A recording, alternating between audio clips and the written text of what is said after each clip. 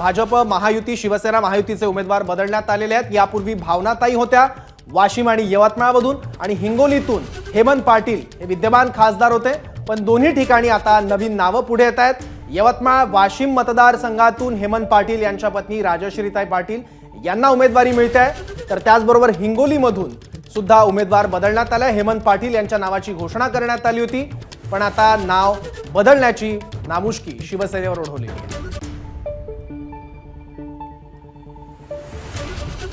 याबद्दल शिवसेना नेत्यांचं नेमकं काय म्हणणं आहे, काय प्रतिक्रिया आहेत, ह्या सगळ्या घडामोडी कशा पद्धतीने घडल्या ते जाणून घेण्याचा प्रयत्न आपण करतोय। आपला प्रतिनिधी अक्षय भाटकर आता सोबत आहे आणि त्याच्या सोबत आहेत शिवसेना नेते नरेश म्हस्के। अक्षय,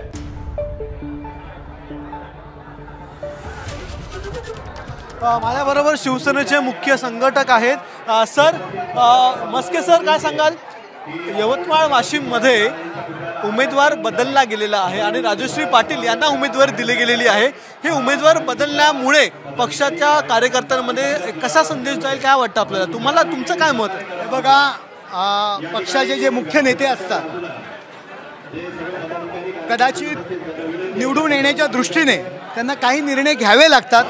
ते निर्णय घेतलेले आहेत, परंतु कुणावरही अन्याय होणार नाही याची काळजी घेतलेली आहे। दुसरीकडे हिंगोलीमध्ये देखील जाहीर केलेला उमेदवार जो आहे तो आता बदलला गेलेला आहे। काल शक्ती प्रदर्शन देखील झालं होतं। हे बघा, उमेदवार जेव्हा इच्छुक असतात तेव्हा काही गोष्टी होत असतात, परंतु मुख्य नेते कुणावरही अन्याय होणार नाही याची काळजी ते घेणार आहेत।